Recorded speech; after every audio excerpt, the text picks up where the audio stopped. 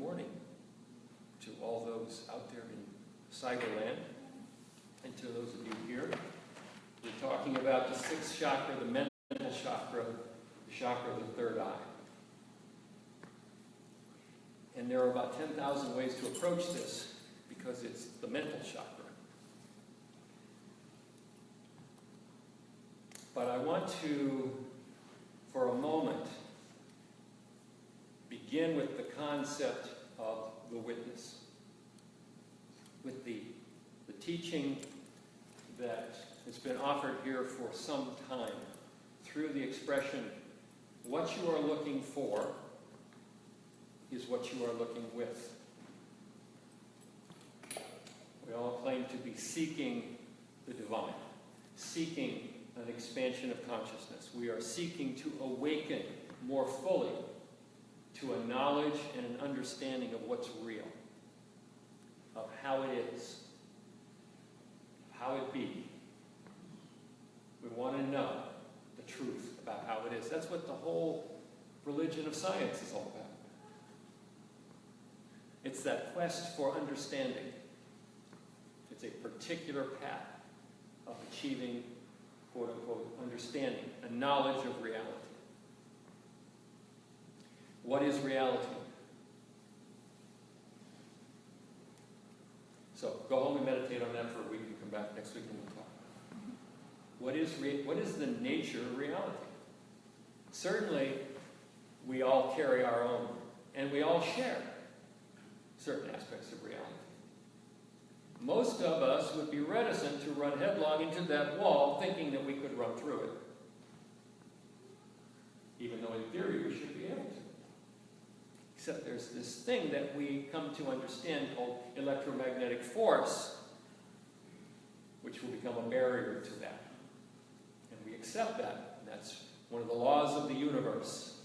Gravity, electromagnetic force, the weak atomic force, the strong atomic force, inertia, mass, acceleration.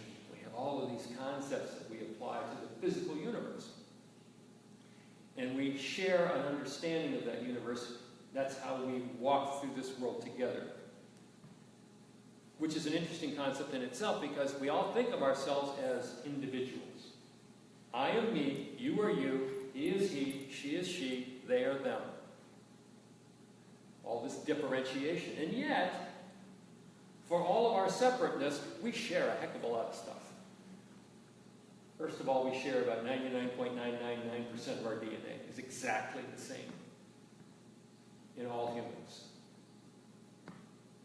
There's one little tiny percentage of it that varies. It gives us our physical characteristics, and I believe brings with us some of the experiences and attitudes and beliefs of our ancestors as well.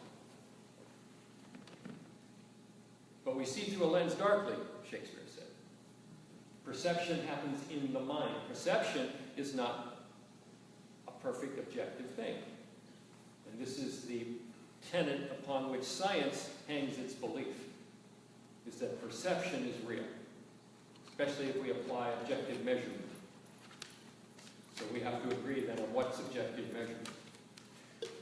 But in the frontiers of science, the world of quantum mechanics, even the scientists are beginning to understand that perception is iffy. Measurement is iffy.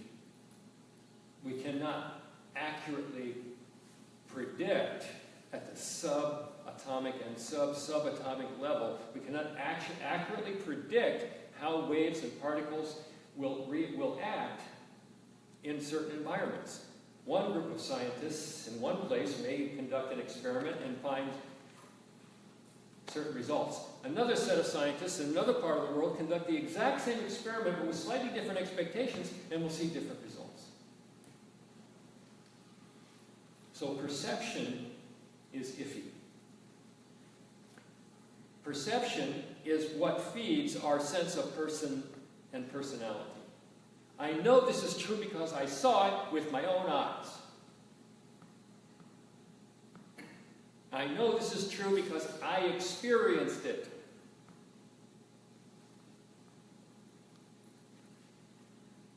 So you can't talk me out of that. Because I went through that. I know what happens when you do this. You do A, B happens. Why? Because I've done A 3 times, and all 3 times B happened. Now, if I were to lift myself up to the 20,000-foot view, I might be able to see that there's actually a big C hanging over this whole thing. And it's C that's causing B to happen every time I do A. It's not A that's causing it to happen. But I didn't see C. I wasn't aware of it. It was outside of my awareness, outside of my consciousness. It was one of those things that I didn't know I didn't know. And so part of the focus of strengthening the capacity of the third eye, of the 6th chakra, of the mind, is to exercise the mind. Just like we would exercise the physical body to bring it into a certain level of acumen and strength and endurance, ability to perform certain tasks. It's the same with the mind. We exercise the mind. We apply discipline. But, as Carolyn said in the reading we did, discipline is one of the things we fear. How many of you here really like discipline? All will be disciplined after the service today. How do you feel about that? More discipline, Drill Sergeant. The beatings will continue until attitudes change. Discipline simply means applying oneself to a certain pattern of exercise. And I can still remember playing basketball in the driveway with my daughter. My daughter was a basketball player in high school. But when she was in middle school, or her early years in high school, we would go in the driveway and I would give her drills to practice. And she would try, like drive to the center of the key, stop, pull up, and shoot a jumper. So she would try that twice and miss it both times and go, I can't do this. I'm going, absolutely right. Because if you could do it, we wouldn't be practicing it. We're practicing it so you can learn how to do it. But what we do, we go, oh, I suck, I can't do that. I hate to tell you how many people I've run into, I can't meditate. I can't meditate, I can't sit still that long. Really, how long is that? Can you sit still for an hour? No. Okay, how about a half an hour? How about 20 minutes? How about 5 minutes? How about a minute? Can you hold a thought for 20 seconds? Try that. Start there. Put a particular thought in your mind and hold it there for 20 seconds. Well, how do I know what 20 seconds is? Then I have to think about the clock.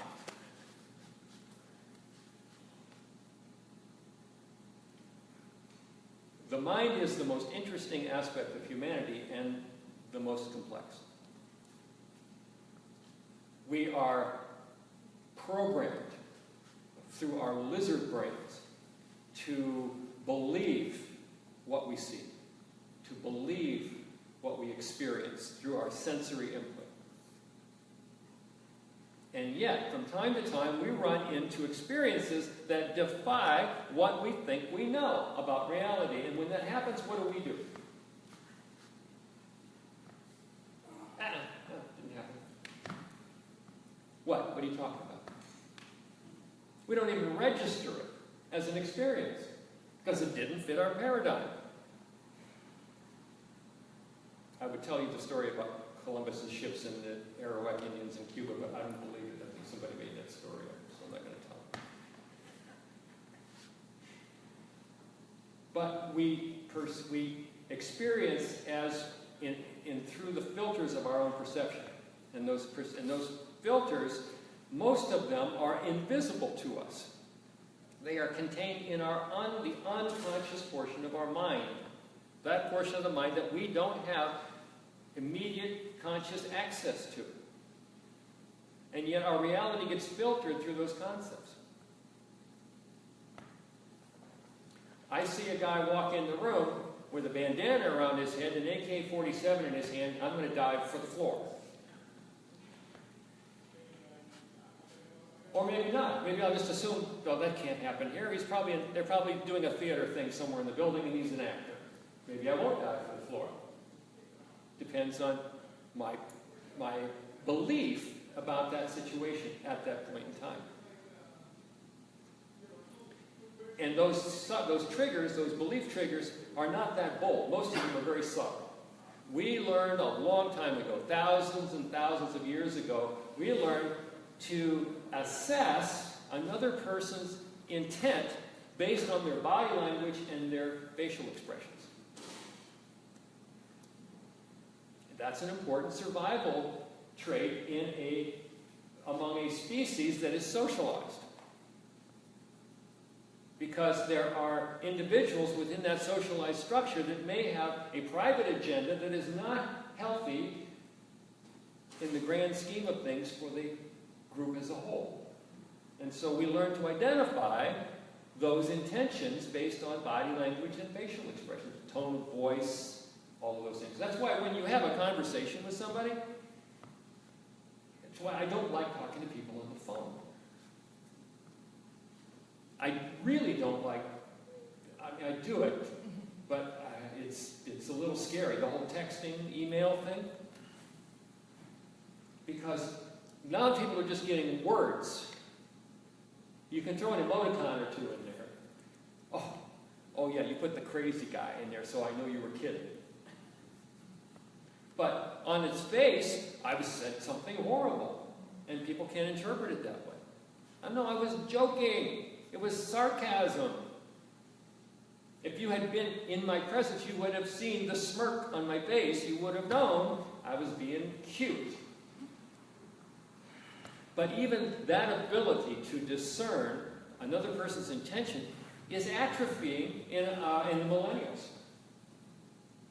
There was a study, I read the results of a study several years ago that showed that teenagers who play video games that have violence in them, which is most of them,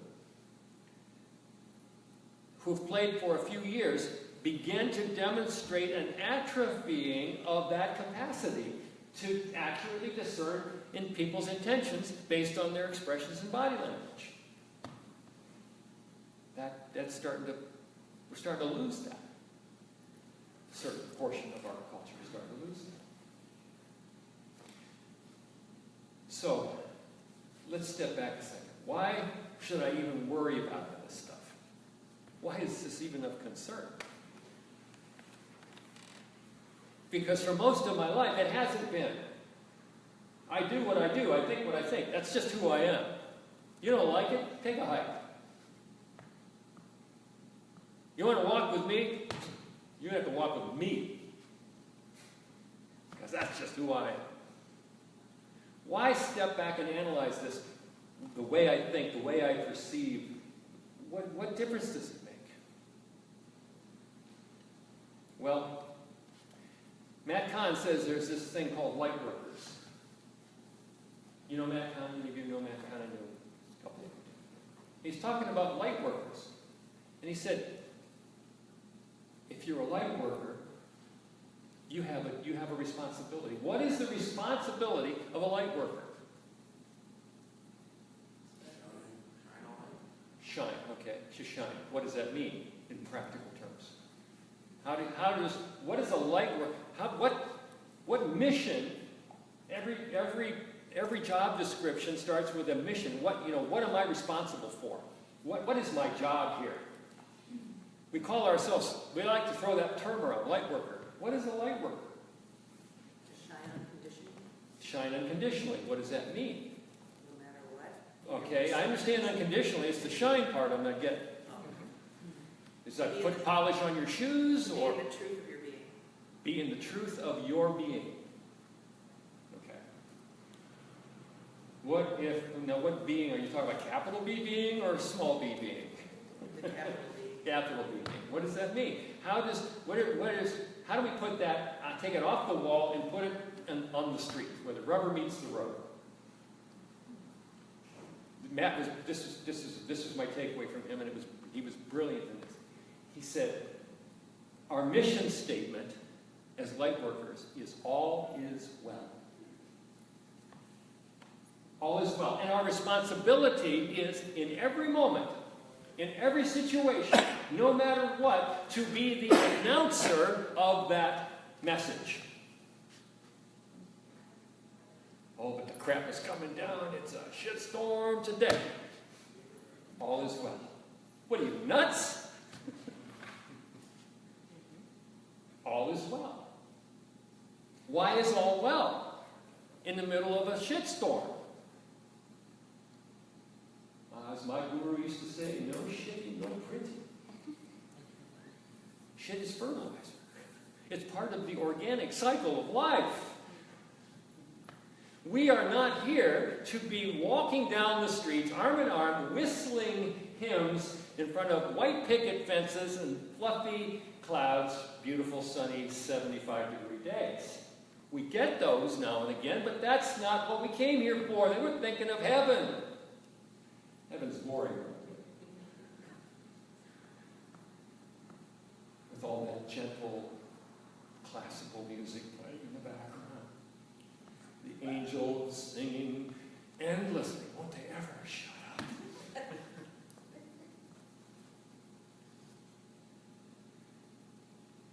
All is well means that there is greater order and direction to all of this. We are seeing through a glass, darkly, a tiny little piece of an experience of what we call the universe, or even the multiverse. We're catching a tiny pixel of it at any moment in time. And we are not qualified. It says in all of the great teachings of the world, don't judge stuff. Don't go into judgment. Why? Because that's not a moral admonition. We're not being told to not judge because it's naughty. It's non-functional. We don't have the equipment. We don't see big enough. We don't know what the consequences of our actions are going to be. We have no clue. We think we know, but how many times have you thought you knew, and all of a sudden one day you went, holy crap, I couldn't be more wrong if I had tried. We're not capable of judging accurately. We're capable of judging with small minds, with a tiny parcel of information, and no perspective on the grand scheme of things. The job of the light workers is to maintain perspective that all is well. This is the mental discipline required for you to wear the badge as light worker. That no matter how bad the situation may seem, no matter what your rational mind and your fear and your pain body are telling you is wrong here, your job is to go, I understand that's what it seems like. And let's feel that, let's be with that, let's experience that. This is the experience that's come to us in this moment. The grand playwright has brought, and we are, by the way, part and parcel of that playwright. We are co-authors of our experience. So part of the deal is to go, I do have a hand in here. I can sniff my own essence in this somewhere. But Matt says, don't get caught up in this thing of, oh, if it's awful, it must reflect something that's in me. And then start focusing on what in me is awful. There's an element of truth in that, but don't get hung up on that. We are co-authoring experiences, and the experiences we are co-authoring are not often what we would choose if we sat down with a cup of coffee and a piece of paper and said, okay, I'm going to script my day. It was part of the movie, pardon me? What the bleep do we know? Yeah, what the bleep, where the guy says, script your day. Well, you can, I mean, sure, absolutely, script your day. I'm not telling you not to do that. But please, do not be surprised when it goes off script.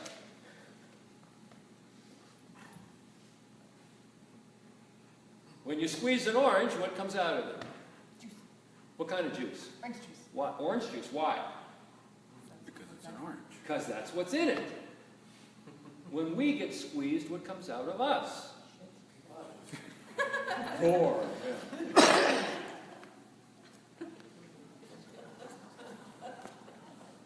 What comes out of us emotionally, mentally, verbally when we get squeezed? The best in us? Somebody's giving us a ration of crap. Why you blankety blank blank? And we're sitting there going, all is well.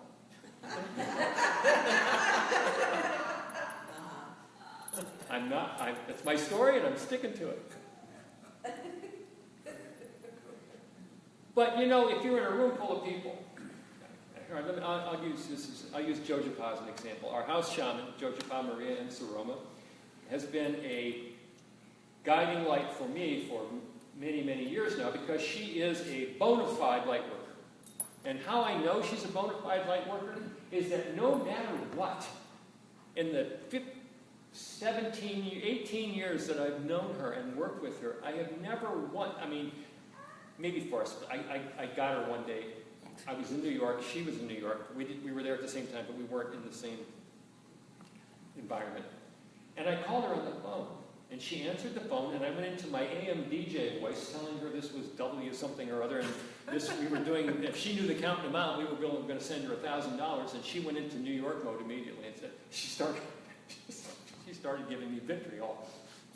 It's the only time in 18 years I've ever heard nasty stuff come out of her mouth.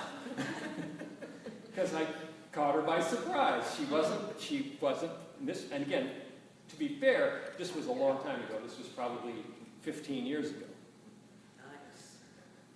Nice. And I've never let her forget it. I always remind her of it, and then she always cracks up when I do. But I'll give you a story about her. Now, Jojapa works currently and worked previously for an agency, a nonprofit in Milwaukee called the Alma Center. And they work with men coming out of prison who have been convicted of domestic violence. That have domestic violence on their rap sheet, often among other things. So the Alma Center is dedicated to addressing the perpetrators of domestic violence to rehabilitate these guys, right? And they're doing great work. As I've sat with these men, and I can tell you, they're doing great work.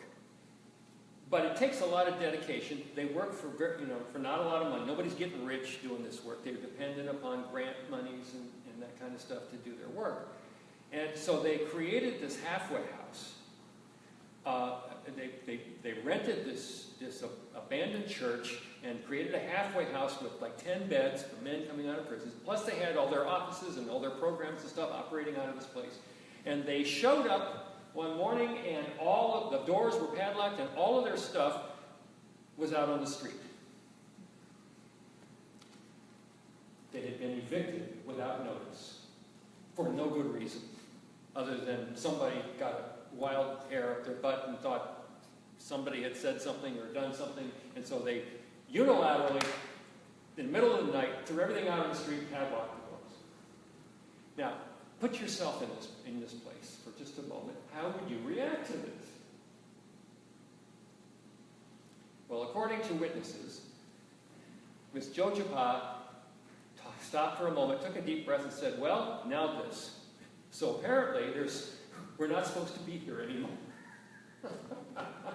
And went right into the orchestration of, okay, how are we going to get the wherewithal to get this stuff off the street? Where are we going to move it to? How are we going to move forward from here? Now this, where do we go from here? And I've seen her do that or similar things to that on multiple occasions. So if this is the example of a light worker at work, the job of the light worker, and by the way, most of us are going to walk through life and not be in the company of other light workers. Most of the places we work, most of the places we shop, most of the places we go to do stuff is not full of light workers. It's full of ordinary, regular, everyday people that haven't had the light go off yet, or don't know what to do with it if they did. And so they're going to go into the patterning of the agreed upon definition of reality. They're going to go into the patterning of their ancestral attitudes and all of the filters through which they see things. And most of us see things negatively because guess what we're programmed to do? One piece of research said that a child between the ages of 0 and 4 hears the word no 200 times for every time it hears the word yes. So we get programmed right out of the chute. No, no, no, no, no. And if you're cynical, you're going to be right more often than you're wrong. We like to be right. So be cynical by all means. Be negative. Be critical. And you're going to be, that puts you in a position of authority and respect. Because you must know enough to be critical. To be condemning. So, we're going to find ourselves in the tribal settings, where the tribal memes are at play. And the tribal memes are, tear it down, criticize it, it's them, it's their fault, they did it, they're the reasons we all feel so miserable, those sons of bitches. If you're the light worker in the room, guess what your responsibility is? To say all is well. Time out, folks. All is well. Every head in the room will swivel, I guarantee you. You may hear a couple of, what? And you may not see it as that, all is well. That may not play in a particular environment. You may have to introduce the message through a different tune. You may have to introduce it more subtly. You may have to come back and say, okay, I admit this sucks. But here we are. This is the cards we've been dealt. Please don't use the lemons and lemonade thing, because nobody wants to hear that. But this is the reality of where we are. How can we maximize our experience going forward? What can we take from this? How can we use this? How can this become a springboard? Where's the gift in this? Because there's one in here somewhere, I know. And you may give people just enough pause that they're ready for you to take them to the next step. Okay, maybe we weren't supposed to do whatever it was we thought we were about to do. Maybe that wouldn't have brought us where we really wanted to go. What is this telling us? So part of the sixth chakra, part of this third eye, is learning the capability of the third eye is the ability to think symbolically. This is what separates us from most of the rest of the animal kingdom. We can think symbolically. We can think about meaning. And here's my favorite one. What's the meaning of life? And the Buddhists say, life has no meaning, save what you assign to it. The meaning of anything is what we give it. We are the assigners of meaning. Oh, but I know this is what it means because I just know.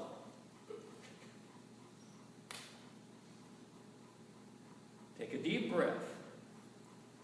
Say, for a moment, just for a moment, open the door of not knowing. Because when we are not knowing, we are in our greatest power. Because when we are not knowing, what are we open for? To be shown, to learn, to have a new experience, to see things in a different way, to shift our angle of perception. And if we shift, one of Mondo's laws is we shift our angle of perception 1 degree, everything changes.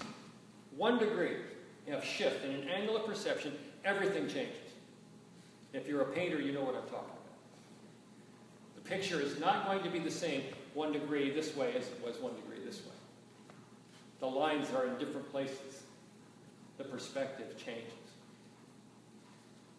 This is the truth. When we stop and go and take a deep breath and go for just a moment, I don't know what's happening.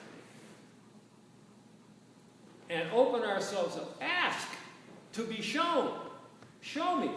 Show me what's going on here. And then be quiet for a moment. Go into the theater of your mind. See what is revealed there. What do you see? What do you feel? What do you hear? What is that still small voice that we worked with last week? What is that saying at this moment? And then, I talk about it like if you were a person without sight, you would go through life feeling in front of you to see if you're going to walk, you're going to have to feel, make sure there's nothing, you're not going to walk into a wall. So when we walk and we meet resistance, first question is this a wall or is it a door? If it's a door, is it locked or unlocked? If it's unlocked, should I go through it or not? We talked about discernment last week. We talked about hearing the still small voice of the divine. And at the point where the third eye is really open, at the point where we've really done the discipline, we've done the work, we've created the discipline to be in the mind of God. And that's, for those who have trouble with that word, it's just an acronym, greater order and direction. And it sits at the top of your mental pyramid. We all share the access to the divine mind, that which knows. Call it the superego, call it God, call it the Atman, call it the universe, call it universal knowledge, call it wisdom, call it what you want. We all have access to it. And in that place, there's no choice. You don't sit there and go, geez, should I go to the left or should I go to the right? You don't even think about it. It's just, you just go to the right because that's where you're being led. It doesn't even have to be a verbal. Just know. Clairsentience. We all have the four ways of accessing divine understanding. Clairvoyance, clear seeing. Clairaudience, clear hearing. Clairsentience, clear feeling. Claircognizance, clear understanding. Clear knowing. We all have all four of those. Most of us have one more strongly developed than the other three, but we all have them all. So that's your homework. We play with that. Try to determine, am I more clairvoyant? Do I get visions? Do I see things in my dreams? Do I get visions of things that have relationship to my life, to the meaning of life? Or do I hear stuff? Do I have voices? Do I actually hear things? Or is it just feelings that I get? I get a certain feeling, and I know there's a certain thing I want to do or I should do or not do. Or sometimes it's just knowing, claircognizance. I didn't go to the library. I can't give you the citation, but I know this to be true. And it's at a higher level than I know what I'm doing. Again, this is not the ego mind at work. This is higher mind. So, which are you? Which one do you have more acutely developed than the other three? And just the very exploration of that question will put you into an exploration of yourself at a level that you may not have already, it's a room you may not have already visited. And this is part of what we talk about with discipline. It's practice. How do you get to Carnegie Hall? Practice, practice, practice. The practice of self-exploration. One of the functions of the third eye, of this mind chakra, is to evaluate my own relationship with the world and with reality. And to constantly be gauging and saying, what is there that I don't know I don't know? What is there that I think I know that may not be right? And be open to being shown the answers. This is the power that we have.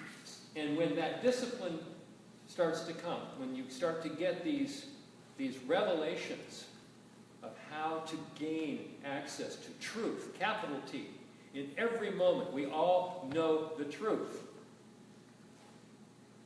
But we all usually have other stuff jumping up and down in front of us to distract us from that which we know. And that's the knowing we have to surrender. We talked last week about surrender. Surrender my will to divine will.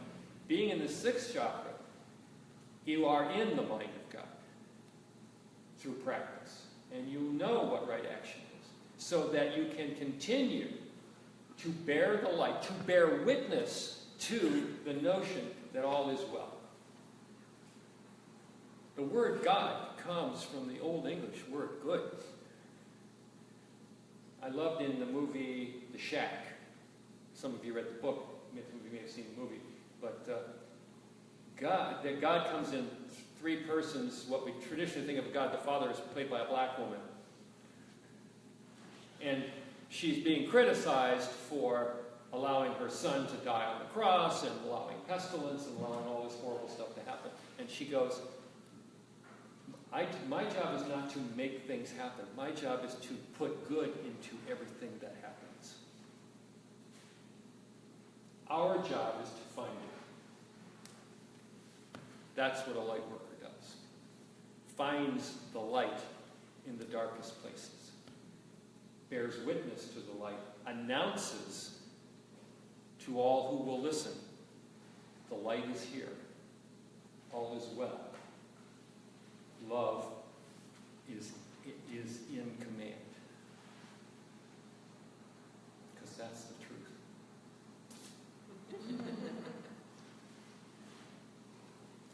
So let's find our light worker self and find each other. And through our Namaste greeting, let's open our hearts and our minds to the idea that we may be looking, that we are looking into the eyes of light workers.